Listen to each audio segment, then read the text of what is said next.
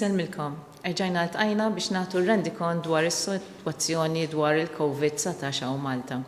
L-aħbar tajba hija li kellna 6 persuni oħra li issa fiequ mill-COVID wara li għamlilnielhom it-testijiet, allura it-total ta' każijiet li kellna li fiequ huwa ta' 413. Il-bieraħ komplejna għaddejjin bit-testijiet tagħna u n-numru li għamilna ta' test il-bieraħ kien ta' 1022. U minn dawn kellna 2 każijiet li huma pożittivi. Allura t-total ta' każijiet pożittivi huwa ta' 486. Dan ħareġ minn total ta' 39,366 tests. U allura l-każijiet attivi li għandna issa huwa ta' 68. Bħalma qegħdin taraw in-numru ta' każijiet attivi dejjem qiegħed jonqos u allura din hija sitwazzjoni li hija stabbli u rridu nkomplu nżommuha hekk. Dawk il-każijiet li fiequ kellna 2 persuni ta' etajiet bejn 10 u 19 sena, persuna bejn 20 u 29 sena, persuna bejn 30 u 39 sena u 2 persuni bejn 40 u 49 sena. L-total li fiequ kien ta' 413. Iż-żewġ każijiet pożittivi li kellna ġodda. Kellna marra Maltija ta' 77 sena, din ma kellha l-ebda sintomi, però kellha appuntament l-isptar biex isirrula xi testijiet u bħala rutina li qegħdin nagħmlu aħna li qabel ikollok nies li jidħlu l-isptar kemm għall-outpatients kif ukoll għall-investigazzjonijiet u anka dawk in-nies li ħajkunu qegħdin jidħlu għaliex irid isirilhom xi operazzjoni qegħdin nagħmluhom it-testijiet.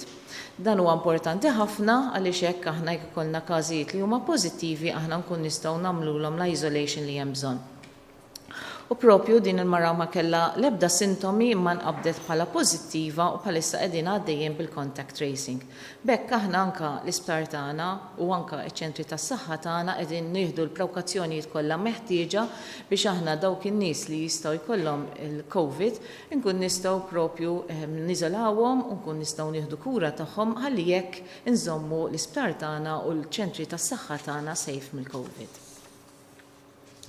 Kellna marra Maltija ta' 24 sena li din ukoll ma kellha l-ebda sintomi, però kellha t-tifla tagħha li kellha is-sintomi u marret biex tagħmel it-test għat-tifla tagħha u aħna offrejna wkoll it-test lil-om u l-om ħarġet pożittivi. Allura hekk għandna każ ta' persuna oħra li ma kellha l-ebda sintomi u ħarġet positive għal COVID-19. U dan iwassal jerġa' l-messaġġ kemm huwa importanti li aħna qegħdin issa naqbdu wkoll mhux biss dawk il-każijiet li huma pożittivi minħabba li għandhom is-sintomi, imma qegħdin naqbdu wkoll dawk il-każijiet li m'għandhom l-ebda sintomi. Li hija importanti ħafna għall kontroll ta' din il-marda għaliex aħna nafu li meta persuna ma jkollux l-ebda sintomi wkoll hemm iċ-chances li jista' jferrixha lil ħaddieħor. U dan huwa għalina importanti ħafna, speċjalment f'dan l-istadju li qegħdin fih. Hawnhekk ukoll aħna qegħdin naraw li hija l-istess sitwazzjoni fl-epidemioloġija ta' Malta bħalma qegħdin naraw barra minn Malta wkoll li t-tfal mhumiex qed ikunu daqshekk affettwati daqs l-adulti. Infatti jekk tħares lejn in-numru ta' każijiet li kellna fit-tfal kien ta' 18 li propju huwa 3.7% mit-total ta' każijiet li kellna. Nafu li t-tfal ma jiġux affettwati daqshekk bil-COVID, però nafu wkoll anke minn studji li saru barra minn Malta li konfermaw li t-tfal xorta jkun jistgħu jitrasmettu dan il-virus lil ħaddieħor. U allura importanti ħafna li bħalma dejjem ngħidu aħna li aħna għandna nipproteġu lin-nies li huma vulnerabbli ħalli bekk aħna nkunu qegħdin nagħmlu dak il-protection importanti ħafna għal dawk in-nies li huma vulnerabbli x'dawn huma dawk in-nies li iktar li jistgħu jkollhom komplikazzjonijiet permezz tal-COVID. Bekk bħalma qegħdin taraw in-numru ta' każijiet qed jibqa' stabbli. Hija sitwazzjoni li ridna aħna nagħmlu li s-sitwazzjoni tibqa' kemm jista' jkun stabbli li aħna irnexxielna dak lan li kellna huwa li l-kerv dejjem iżommuha kemm jista' jkun baxxa biex l-impatt ta' din il-pandemija dejjem ikun baxx. U anka aħna qegħdin il-ħidma tagħna anka fir-rilaxx tal-miżuri qegħdin attenti ħafna li qegħdin nagħmlu dawn il-miżuri b'rilaxximent imma b'mod li huwa sigur ħafna. Aħna għamilna l-assessment tagħna biex naraw li huma dawk il-miżuri li nistgħu nirrilaxxaw permezz ta' risk assessment. U dawn li aħna ftaħna l-ħwienet tal-non-essential retail u anka naqqasna l-ammont ta' nies li zidna l-ammont ta' nies li jistgħu jkunu flimkien, jiġifieri tista' ikollok 4 min nies issa u mhux 3. U anka li issa wkoll il-vjaġġ bejn Malta u Għawdex infetaħ ukoll, hawnhekk aħna dawn kienu miżuri li aħna meta għamilna l-assessment tagħhom ma kinux ta' riskju għoli ħafna. U allura wkoll la darba persuni jkunu qegħdin jieħdu l-mezzi ta' prevenzjoni meta anka jmorru f'dawn il-postijiet, pereżempju n-nies li jmorru biex jixtru dawn l-affarijiet li għandhom bżonn minn dawn il-ħwienet kemm minn dawk li huma essenzjali bħal tal-ikel, ix-xorb, jew inkella mediċini, imma anka affarijiet oħra li jkollok bżonn għall-ġurnata ta' kuljum, hemmhekk aħna la darba l-persuni qegħdin jieħdu l-miżuri kollha meħtieġa, hemmhekk aħna nkun nistgħu nassiguraw li jkun hemm dak il-safety li propju aħna rridu nżommu fil-pajjiż tagħna. U għalhekk l-appell tagħna huwa dejjem li ejja kulħadd jimxi mal-provokazzjonijiet li għamilna ħalli jekk aħna nkun nistgħu nibqgħu mixjin f'din il-mixja tagħna fejn aħna bil-mod nkun nistgħu propju nirrilassaw iktar mill-miżuri li għandna. Welcome to this COVID-19 update, daily update. We have good news that we have 6 recovered cases. So the total number of cases who have recovered is 413. We have continued with our intensive testing strategy, whereby yesterday we have done 1,022 tests, and out of these we had 2 positive cases. So the total number of positive cases is 486. This is out of a total of 39,366 tests, which is a very high number when you compare it to the total population of Malta. And the active number of cases is 68. The 2 positive cases that we had today were 2 positive cases of asymptomatic people who have been tested. One of the cases was a mother of a child who took her child to be tested because she was symptomatic. However, the child tested negative and the mother tested positive. So this is a situation whereby we're seeing that asymptomatic people can still be positive for COVID, and hence we are doing an intensive testing strategy also on asymptomatic people. But also the fact that we know that the majority of our cases are from adults. In fact, we had only 3.7 of our total positive cases which occurred in children. However, we know as well that children can still transmit the virus to the other people, so our recommendation to protect the vulnerable people still remains.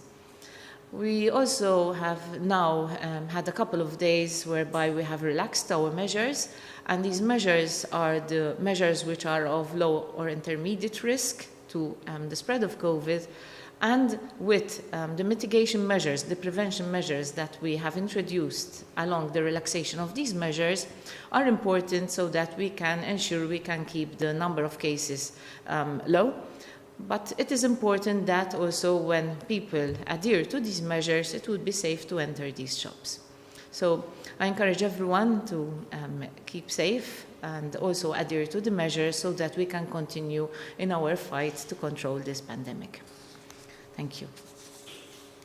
Grazzi, u issa ngħaddu għal mistoqsijiet tal-ġurnalisti. Claudio mill-Orizzont. Nsellimlek, Prof. Gawċi, saqsewna n-numru ta' sidin ta' restoranti jekk waslux biex huma wkoll jibdew jiftħu l-bibien tagħhom. X'inhi l-pożizzjoni tagħkom f'dan ir-rigward? U mistoqsija oħra fil-każ tal-omm li ħadet il-virus. Dan ħadithom mingħand it-tifla jew għadkom ma tafux mingħand min? Grazzi. Bħalma konna qegħdin ngħidu fir-rilax tal-miżuri fil-transition strategy tagħna, aħna għamilnija għabbażi ta' risk assessment ta' kull miżura u meta inti tirrilaxxa kemm ħajkun ir-riskju. U wkoll nħadem ir-riskju permezz ta' mezzi ta' mitigazzjoni, jiġifier mezzi ta' prevenzjoni li inti tkun tista' iddaħħal f'kull miżura li inti tkun qed tirrilaxxa biex dejjem aħna riskju nżommuh baxx. Aħna għamilna dawn ir-rilax tal-miżuri li proprju ħabbarna fl-ewwel ta' Mejju bdew minn nhar it-tnejn u bħalissa aħna għaddejjem bl-assessment tagħna ħannaraw x'inhu l-impatt ta' dawn il-miżuri. La jgħaddu mbagħad 3 ġimgħat u mbagħad aħna nkun nistgħu naraw li huma dawk il-miżuri li mbagħad ikun immiss li aħna nkun nistgħu indaħlu. Fuq kif jittieħed minn persuna għall-oħra, il-każ propju ta' din il-marra u t-tifla huwa diffiċli ħafna tgħid jekk inti propju t-tifla kellix dan il-virus jew le għaliex seta' kellha mikrobi oħrajn li kkaġunaw la sintomi, però nafu li inti fil-komunità hemm trasmissjoni ta' dan il-virus. U allura jkun diffiċli ħafna biex inti tidentifika eżatt minn fejn ikun ħaddita din il-persuna. U għalhekk li aħna nħabbru dejjem u nirrakkomandaw il-mezzi ta' prevenzjoni li persuni jilbsu l-maskri meta jkunu qegħdin pereżempju jixtru f'postijiet jew inkella f'postijiet fejn hemm ħafna nies. Importanti li nżommu social distancing u anka li kemm jista' jkun nevitaw kuntatt ma' nies oħrajn li mhumiex in-nies tas-soltu tal-post tax-xogħol tagħna jew inkella n-nies tal-household tagħna. Grazzi. Albert minn Malta Independent. L-wara nofsinhar it-tajjeb, Profs Gawtli, żewġ mistoqsijiet jekk jogħġbok. L-ewwel waħda, jekk given il-fatt li hemm percentaġġ konsiderevoli ta' nies li huma jittestjaw pożittiv għal COVID-19 u ma jkollhomx sintomi, xtaqt insaqsi jekk hemmx pjanijiet biex l-impjegati tal-fabbriki, speċjalment dawk il-fabbriki li jimpjegaw ammont konsiderevoli ta' nies, jekk hemmx pjanijiet biex ikun hemm random testing jew testing tal-impjegati kollha fil-fabbriki biex taċċertaw li m'hemmx nies li jistgħu jkunu qed jitrasmettu l-virus u ma jkollhomx sintomi. U it-tieni mistoqsija huwa fuq in-nies li huma il fuq minn 65 sena, però li għadhom qed jaħdmu u li dawn ma jistgħux jaħdmu online. Dawn in-nies x'jistgħu jagħmlu biex ma jissugrawx li jitilfu xogħolhom jew li n-negozju ta' fejn jaħdmu jimpjegaw lil xi ħadd flokhom għaliex dawn in-nies ma jistgħux jaħdmu għax huma meqjusa bħala persuni vulnerabbli. Grazzi. Fuq il-screening li qegħdin nagħmlu huwa proprja enhanced testing fejn aħna qegħdin nagħmlu iktar testijiet fuq anke gruppi ta' nies. Aħna dawn il-gruppi ta' nies għażilna dawk in-nies ukoll li huma fil-front line, l-essential workers, fejn hemmhekk dawn ikunu nies li hemm ċans iktar li jiltaqgħu ma' iktar nies, allura għandhom ċans iktar li jistgħu jiltaqgħu mal-virus. Imma wkoll offrejna lil diversi fabbriki wkoll u entitajiet li ħadmu ħafna nies fejn aħna nistgħu wkoll nagħmluhom it-testing. Infatti kellna numru wkoll li qegħdin nagħmluhom it-testing. Dan huwa importanti ħafna, importanti li aħna naqbdu n-nies li huma pożittivi biex inti tieħu l-mezzi ta' kontroll. Però importanti wkoll li aħna nżommu l-mezzi ta' prevenzjoni dejjem hemm. Il-mezzi ta' social distancing, li inti tuża mezzi ta' protezzjoni, pereżempju fuq il-postijiet ta' xogħol, barra l-użu ta' visors jew inkella maskri tista' wkoll ikun hemm postijiet fejn ikun hemm pereżempju ċertu perspex screens li inti hemmhekk qed tippreveni il-firxa tal-virus minn persuna għall-oħra. Dan huwa importanti għaliex inti ma tkunx taf eżatti meta inti tkun qiegħed titrasmetti l-virus. Tista' tagħmel it-test illum u jekk m'għandekx biżżejjed viral load li inti jista' jiġi ppikjat, allura hemmhekk inti dan ħajoħroġlok li huwa negattiv. U għalhekk dawn il-miżuri dejjem nisħu fuqha. U l-kontroll ta' din il-marda jiġi u rnexxilna naslu baw għaliex aħna għamilna il-miżuri kollha meħtieġa f'daqqa waħda. Ma kienx miżura waħda, ma kienx biss it-testing, l-iżolazzjoni u l-kwarantina li rnexxilna nikkontrollaw din il-marda. Kienet din f'kombinazzjoni tal-miżuri kollha l-oħra. U hekk iridu nibqgħu għaddejjin aħna biex aħna nkun nistgħu dejjem nżommu din l-istadju ta' din il-pandemija li hija stabbli. Fuq in-nies li huma vulnerabbli, ġifi dawk in-nies tal fuq minn 65 sena u li għandhom mart kroniku skont kif inhu definit fil-avviż legali, aħna ħriġna avviż legali li jgħid li n-nies li huma vulnerabbli għandhom kemm jista' jkun joqogħdu d-dar u joħorġu biss għal dawk l-affarijiet li huma essenzjali. Però nafu li kien hemm xi nies li talbu wkoll għal eżenzjoni minn din l-iżolazzjoni bħala provkazzjoni għaliex aħna hemmhekk tkun tista' tagħmel risk assessment fuq il-post tax-xogħol tal-persuna kemm huwa dan essenzjali u anke l-post tax-xogħol tal-persuna jekk dan pereżempju ma jkollux iktar riskju ta' trasmissjoni. Però mbagħad ukoll għal dawk in-nies li ma jistgħux jaħdmu bit-telework jew inkella nies li huma vulnerabbli u qegħdin fuq postijiet oħra, hemmhekk hemm ukoll għajnuna tal-gvern ukoll finanzjarja. Matthew mill-Malta Today. Il-War of Sinar Tajb, Mr. Gawtli. Qed nġibu rapporti illi diversi ħwienet illi huma qed jiftħu issa bil-rilassament tal-miżuri qed mhumiex daħallu anzjani jidħlu. Dan huwa permess da jista' jsir qed jinterpretaw il-liġi tajjeb. Mhux diskriminazzjoni jiġi. Iva, Matthew, din torbot ma' l-mistoqsija ta' qabel fejn aħna konna ngħidu li inti nies vulnerabbli għandhom joħorġu biss l-affarijiet essenzjali. Ġifieri huwa importanti li aħna dejjem żammejna n-numru ta' każijiet tagħna li jidħlu l-isptar u n-numru tal-imwiet tagħna baxx għaliex aħna proteġejna lin-nies li huma vulnerabbli. Allura aħna nibqgħu għaddejn ukoll bl-appell li huwa nregola wkoll mal-avviż legali li ħareġ fejn in-nies li huma anzjani u li huma vulnerabbli għandhom ma jidħlux f'stabbilimenti sakemm dan mhuwiex ta' bżonn għalihom. U nitolbu wkoll aħna l-għajnuna ta' nies li huma l-ġirien u anke l-qraba li jekk huma għandhom bżonn xi affarijiet jgħinuhom ukoll billi jixtruhom huma u anke din l-għajnuna tkun tajba ħafna li xinti dawn in-nies aħna xorta jkunu qegħdin ikollhom dawk il-bżonnijiet li għandhom bżonn imma fl-istess ħin aħna nibqgħu nżommuhom safe. Amy min Newsbook? Amy? Forsi mmorru xi ħadd ieħor nerġgħu lura l-Amy. Fiorella minn TVM? Il-wara nofsinhar tajjeb, Professur Gawci, nixtieq nirreferi għal rapport li der fl-aħħar sigħat fil-mail online li wera li l-coronavirus qed jikkawża deni u infjammazzjoni fil-qalb fit-tfal u li dan jista' jkun fatali wkoll. Dawn qed jitqisu bħala sintomi simili għal Kawasaki disease, iżda dan ir-rapport qed jgħid li huma sintomi ġodda tal-virus li l-NHS ukoll informat lit-tobba sabiex ikunu on the alert għal dawn is-sintomi. X'inhi r-rakkomandazzjoni tal-awtoritajiet tas-saħħa lokali f'dan ir-rigward? U wkoll rapport ieħor li ħareġ mill-Aġenzija Reuters jirrapporta li minn kampjon ġenetiku ta' iżjed minn 7500 persuna bil-COVID-19 jidher li dan il-virus kien madwar id-dinja minn Ottubru u Diċembru tas-sena l-oħra. Għaldaqstant x'nafu fuq jekk dan setax kien il-każ f'Malta wkoll u għalhekk fiex waslet il-fażi li jsiru iżjed minn dawn it-testijiet fil-komunità biex naraw jekk ammont tal-popolazzjoni ma rdietx qabel b'dan il-virus.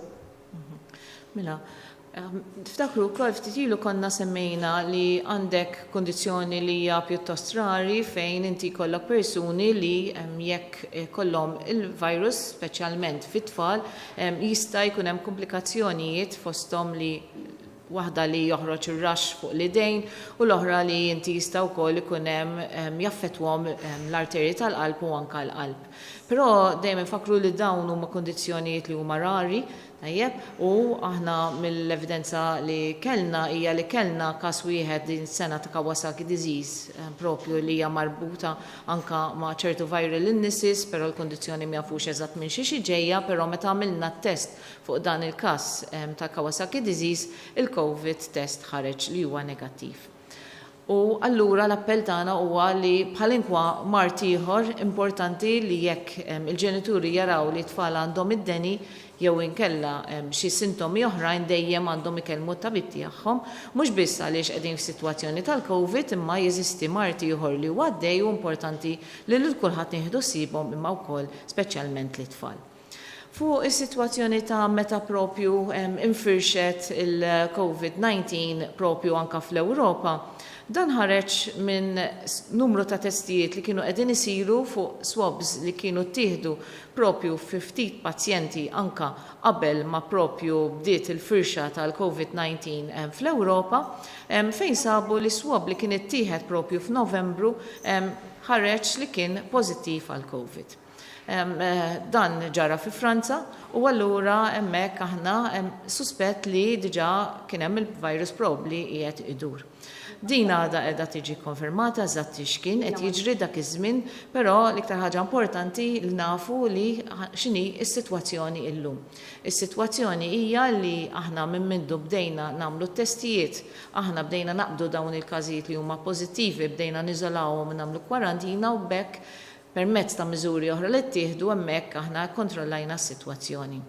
Biex tkun taf propju kemm kien hemm nies li propju ġew affettwati mill-COVID-19, jista' jsiru antibody tests biex inti tara jekk kemm kien ir-rispons tal-popolazzjoni propju għal dan il-virus. Però bħalissa m'hemmx dawk it-testijiet li huma daqshekk li huma reliable u allura aħna bħalissa wkoll fil-laboratorju tagħna ta' Mother Day għaddejnu wkoll tu testijiet fuq dmija wkoll ta' nies li huma pożittivi manka random samples ta' dem biex naraw propju x'inhuwa l-antibody response ukoll fil-popolazzjoni. Amy minn Newsbook? Hello, Prof. Skawċi. Il-mistoqsija tiegħi kif kont nispjega l-ewwel, issa torbot ma' risposta li għamilt inti ftit ilu. Għaliex għandna kuntattjawna diversi nies li qalulna fosthom dawk li marru lura x-xogħol għaliex fettqu ċertu kwienet kif ħabbartu intom u wħud minnhom li għandhom il-familja u għandhom it-tfal xort għandhom il-problema forsi fejn ser iħallu l-tfal. Però min-naħa tagħkom bħala awtoritajiet, forsi ħafna ġenituri qabel kienu jħalluhom man-nanniet, din xorta min-naħa tagħkom nimmaġina li qegħdin twissu biex il-ġenituri ma jħallux it-tfal man-nanniet għaliex l-anzjani ma xorta meqjusa bħala vulnerabbli. U xekku billi pereżempju fil-ħwienet jistgħu mmorru kulħadd jilbes il-maskra xorta waħda l-anzjani għandhom kemm jista' jkun jevitaw milli joħorġu għaliex il-lista dawk li huma vulnerabbli għadha ma nbidlitx. Immaġinaw xekk. Ekku Amy kif diskrivejta inti perfettament li aħna għadna fl-istadju fejn rridu nibqgħu nipproteġu lil vulnerabbli. Allura kemm mill-aspett li biex joħorġu jixtru affarijiet. Allura hemmhekk aħna l-appell tagħna jibqa' li joħorġu għal affarijiet li huma essenzjali. Jasal iż-żmien li nkun nistgħu ndaħlu iktar miżuri fejn ukoll l-anzjani jkun jistgħu u nies vulnerabbli jkun jistgħu jkollhom fejn jistgħu jmorru, però għalissa dan huwa l-appell tagħna. U anka kif tajjeb inti wkoll li t-tfal jista' jkunu sors ta' infezzjoni, allura rridu nevitaw li jkunu qrib l-anzjani. Nifhem li din mhijiex sitwazzjoni li hija faċli, però importanti li l-anzjani tagħna nifhmu li rridu nipproteġuhom għaliex ir-riskju qiegħed hemmhekk. Sam in Love in Malta. Good afternoon, Professor Gauci. I have two questions for you. Patients like those suffering from cancer in Malta often have to go to the UK for treatment, as we know. However, flights are closed off and there are no dates as to when they will reopen. What are these people expected to do? And my second question concerns something you said today, that you can test negative if you don't have enough viral load. Can these people still spread the virus? Mela, fuq treatment abroad, ġifri dawk in-nies li jkollhom bżonn li jiġu msifrin fuq barra, kull każ jiġi assessjat u fejn ikun hemm bżonn don xorta ikun jista' jiġi rranġat. Fuq in-nies li jiġu ttestjati li huma negattivi, jekk inti m'għandekx biżejjed viral load, allura hemmhekk ma jkunx biżejjed biex jaqbad il-mikrobu permezz tat-test tal-laboratorju, la darba il-viral load ma jkunx daqshekk kbir, iċ-chances li trasmettija huwa inqas. Però ma jfissirx li inti ma tistax titrasmettija xejn. U għalhekk aħna li ndaħlu dejjem il-mezzi ta' prevenzjoni għaliex m'hemm l-ebda test li inti jista' jgħidlek li inti kompletament m'għandek l-ebda virus. Allura aħna rridu nassumu li kulħadd jista' jkun qiegħed iġor il-virus, jista' jkun qiegħed jitrasmettija l ħadd ieħor u għalhekk aħna daħħalna dawn il-mezzi permezz tal-użu tal-maskri jew inkella l-visors il-persuni jkunu qed jipproteġu lil ħadd ieħor milli joħodha minn għandu. U il-persuna l-ieħor li jkun qed jilbisha li jkun fejnek qed jipproteġi milli jgħaddija lilek. Allura hawnhekk aħna issa qegħdin nibdew immorru għal stil ta' ħajja li huwa differenti milli kollha ngħixu qabel, u stil ta' ħajja li bil-mod il-mod iridu nidraw ngħixu biha għaliex il-ħajja tagħna tkun trid tkompli ta' kuljum. U allura aħna għandna l-mezzi ta' prevenzjoni li nistgħu naħduhom u jekk kulħadd jimxi b'dawn il-mezzi, aħna l-ħajja tagħna bil-mod il-mod terġa' tmur għal dak li ngħidulu normal li huwa ġdid. Claire, Times of Malta. Gauci. So to add to what my colleagues were saying, we've also received reports of the elderly going out and about. We have photos of them in masks, walking around in Valletta. What are the authorities doing to address this issue? So apart from telling them to stay home, for instance, if the police spot an elderly man walking around, do they approach him and tell him that he should be home? And on elite athletes, are they allowed to train if they do so individually? So we have some of these athletes who train in gyms alone by themselves. Are they allowed to do so given that they won't be next to any other person? Mela, aħna nimxu ħafna fuq l-edukazzjoni. Aħna nafu li għandna poplu li huwa responsabbli u għandna poplu li aħna rridu nkomplu nżidu fl-edukazzjoni. U allura dawn huma l-iskop ta' dawn ukoll l-aġġornamenti li jkollna ta' kuljum biex kulħadd jifhem x'inhuma r-riski li għandna, imma anke nifhmu fejn aħna nistgħu nieħdu l-miżuri biex aħna nkunu safe. U allura hemmhekk aħna bħalissa l-anzjani qegħdin dejjem inwissuhom li hemm ir-riskju meta inti tkun qiegħed barra l-ħin, speċjalment twil u tkun qed tiltaqa' ma' nies oħrajn. Fuq nies li jridu jagħmlu l-eżerċizzju fiżiku, dawn il-persuni importanti li meta joħorġu, m'hemm xi ħażin billi inti toħroġ mixja barra, imma importanti li inti tevita li tkun qrib ma' persuni oħra. Għaliex jekk inti ħadd tiltaqa' ma' persuni oħra tkun qed tisponi ruħek għal riskju li tista' tiltaqa' mal-virus.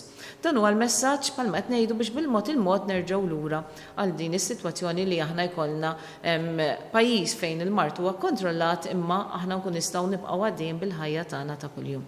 Christine minn Net News. Wara nofsinhar tajjeb, Professor Gawci. Xtaqtna naċċa l-ewwel mistoqsija tiegħi ma' mistoqsija li kellek iktar kmieni dwar il-każ tal-lum tat-tifla tal-om li jista' jkun ħadet il-virus minn it-tifla. It-tifla ġifieri r-riżultat negattiva. Issa nafu wkoll li kien hemm għandna rapporti ta' xi każi ta' persuni illi għamlu CT scans u ħarġu pożittivi mis CT scans minkejja li l-iswabs tagħhom kienu negattivi għal darbtejn tlieta. Dan ifisser li l-problema tal-asintomatiċi jista' jkun hija akbar milli konna qed naħsbu u forsi parir tiegħek minħa tiegħek għal dawk il-ħwienet u l-istabbilimenti li jistgħu ma' miftuħa. Dawn għandhom iżommu l-bibien miftuħin u ma jużawx l-air conditioning jew huwa safe li jistgħu jużaw l-air conditioning kif tibda sħana ġifieri. Grazzi. Bħalma spjegajt il-każ fejn aħna kellna it-tifla ġiet negattiva u l-om ġiet pożittiva. Meta inti għandek riżultat li huwa negattiv jista' jkun jew ma il-sintomi kienu minħabba mikrobu ieħor, inkella ma kienx hemm biżżejjed viral load li jista' jiġi detected. F'kwalinkwa każ aħna nittrattaw il-każijiet li għandhom ikunu f'iżolazzjoni, madankollu t-tifla hija kontatt tal-om, allura hemmhekk dawn jinżommu f'iżolazzjoni. Importanti li nifhmu li dawn il-każi qegħdin nittrattawhom f'kull media ħalli aħna anke nitalmu mill-każijiet li qegħdin ikollna. Kemm nitalmu mill-messaġġi li qegħdin joħorġu manka nitalmu x'inhuma s-sitwazzjonijiet li qed ikollna. Fuq ta' CT scan hija xi ħaġa li hija differenti kompletament m'għandix taqsam ma' jekk hemmx sintomi jew le. Mela, inti għandek skont il-kriterja ta' kif jiġu klassifikati il-każijiet li huma pożittivi, għandek dawk il-każijiet li huma pożittivi li huma konfermati fejn inti għandek test li joħroġ pożittiv bil-gold standard test li huma tal-swabs li jsir b'test fil-laboratorju permezz ta' PCR. Imma mbagħad ukoll skont ukoll l-ECDC, l-Aġenzija Ewropea tal-Mart Infettiv, hemmhekk ukoll tikklassifika ċertu sitwazzjonijiet fejn jista' jkollok każ li huwa probabbli. Dan ma jkunux qegħdin jiżdiedu f'dawn in-numri li jkollna, imma huma ftit. Fejn inti għandek sitwazzjoni fejn xi ħadd ikun ġeneralment ikun iddaħħal l-isptar u kellu infezzjoni fil-pulmun u jkun hemm xi ftit changes fil-pulmun li jistaw jkunu sinifikanti u li jistaw jkunu riflessi ta' situazzjoni fejn seta' kien hemm il-COVID li dawn jiġu identifikati permezz ta' CT scan. Dawn ħafna minnhom ġieli kellna każijiet fejn propju iva il-swab baqa' negattiv. F'dak il-każ aħna nqisuhom bħala probable cases, mhumiex il-confirmed cases, imma aħna nieħdu l-azzjoni wkoll tas-Saħħa Pubblika. Jiġifier xorta l-persuna jkun iżolat u xorta jsir il-contact tracing. Ħalli aħna min-naħa tas-Saħħa Pubblika jekk dan kien propju każ aħna nkun nistgħu propju nikkontrollaw ukoll is-sitwazzjoni. Semjon One News. Għal-nofsinhar tajjeb, Professor Gawci. Xtaqt nsaqsik tajjeb li kemm fadal pazjenti rikoverati fl-isptarijiet u fejn qegħdin eżatt. Nixtieq nkun naf ukoll jekk l-enhanced testing li qegħdin tagħmlu jasalx ukoll għand persuni li kollhom appuntament ta' outpatients f'Mother Day jew f'Sterb li magħhom, jew jekk dan it-test jiġi offrut. Grazzi. Aħna qegħdin mela, in-nies li għandna rikoverati fl-isptar issa naqas ħafna, fl-ITU ma baqalna ħadd u għandna żewġ pazjenti li qegħdin f'Mater Dei u mbagħad għandna ftit oħra li qegħdin fl-isptar Boffa u St. Thomas Hospital. Palma qegħdin taraw in-numru ta' każijiet dejjem qiegħed jonqos li qegħdin l-isptar u dik hija sitwazzjoni li hija tajba ħafna.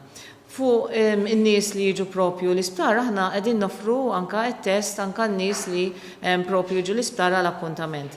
Però meta inti jkollok appuntament li jkun ippjanat, aħna hemmhekk qegħdin nagħmlu testijiet lil dawk il-persuni qabel ma propju jiġu biex jagħmlu l-intervent. Bekk aħna imbarra li nkunu qegħdin nagħmlu enhanced testing qegħdin ukoll aħna dejjem nipproteġu minn nies ukoll li bħalma nafu issa hemm nies li jistgħu jkunu bla sintomi, allura hemmhekk aħna rridu nżommu l-isptar tagħna safe billi aħna regolarment qegħdin nibqgħu għaddejjin bir-routine surveillance tagħna anke fil-postijiet u fiċ-ċentri tas-servizzi tas-saħħa.